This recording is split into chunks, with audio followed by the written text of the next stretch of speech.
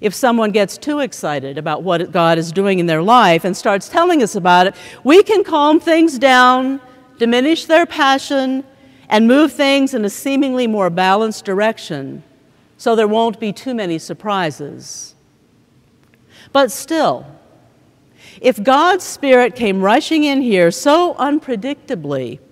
that we got a little uncomfortable with how God's Spirit was moving among us, could we maybe find a way, somehow, to let go of our fear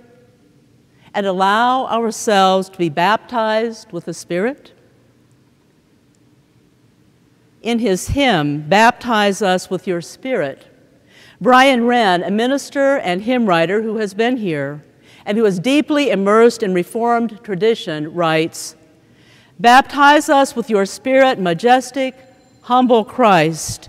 to overcome temptation, assailed but not enticed. Baptize us with your Spirit,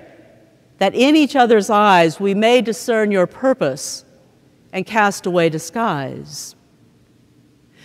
Could the Spirit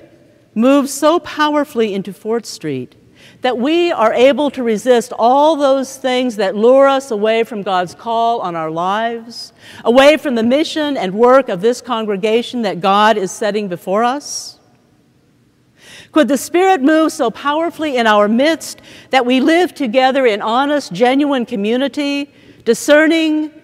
God's divine purpose for us as we look into each other's eyes, seeing the holy in our sisters and brothers?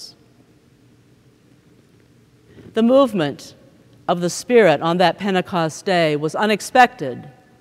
quick,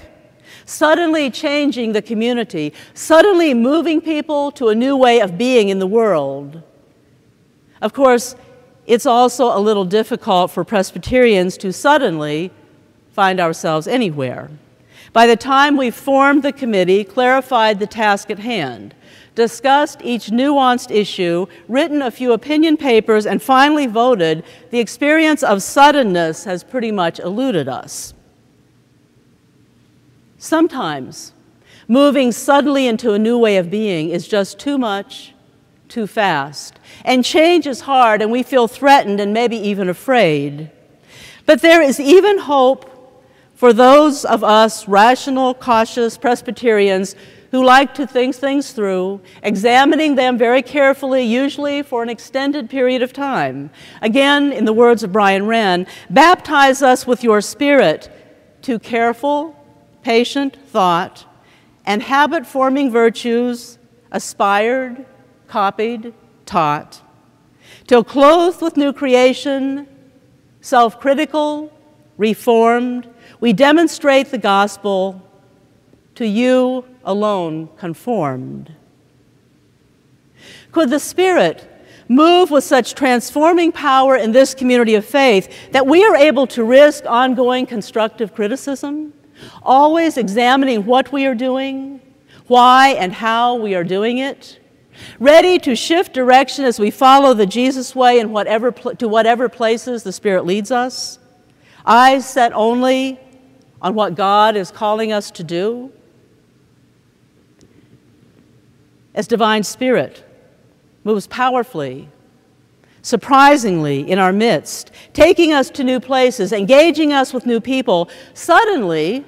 we may discover new faces coming through our doors. Not one or two faces, but maybe the faces of many people, people we're not used to, people with new ideas, people who like what they experience at Fort Street very much, at least mostly,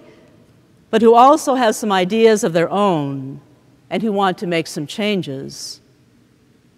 What will we do with these new people,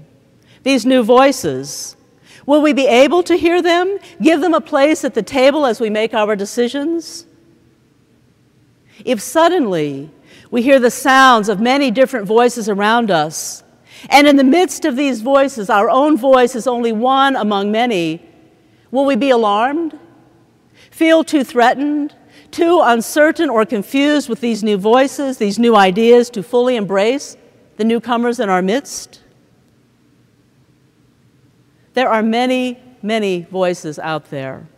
Voices of people in the very neighborhood of this church who would like to be welcomed inside to a community like Fort Street. People who want to be fully embraced by this community of faith, not to be assimilated to become just like us, but to join us with their new ideas and insights, new perspectives, ready to enrich and enliven our Fort Street community. Could we allow the divine power of the Spirit to move in such powerfully unrestricted ways at the corner of 4th and 3rd in downtown Detroit, that we would be the place where walls and barriers dividing certain groups of people are torn down, and 4th Street really will be a spiritual beacon in downtown Detroit, a powerful transforming force moving out into our city, joyfully following the Spirit's lead? Again, in Brian's words, baptize us with your Spirit in unrestricted ways that move us mind and body to laugh and shout with praise. Send us to clear the rubble of each defensive wall,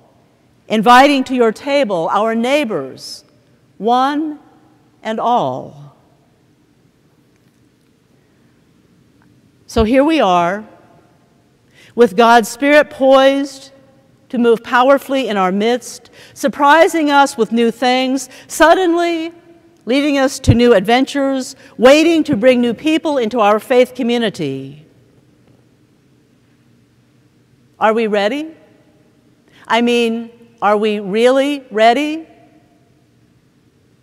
Christians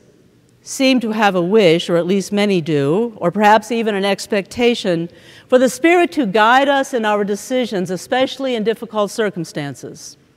to lead us into the future with a sense of confidence, purpose, and direction, assuring us that we indeed are going God's way. But I wonder sometimes if we too casually call on the Spirit, saying all the right words, but not really wanting the Spirit to show up in our lives, not genuinely ready to follow where Spirit may lead, not truly interested in being in tune with this divine movement as we feel the Spirit begin to stir deep within the core of our being, moving freely and unpredictably among us, swirling so wildly through our community of faith, we are carried to new places we never imagined, suddenly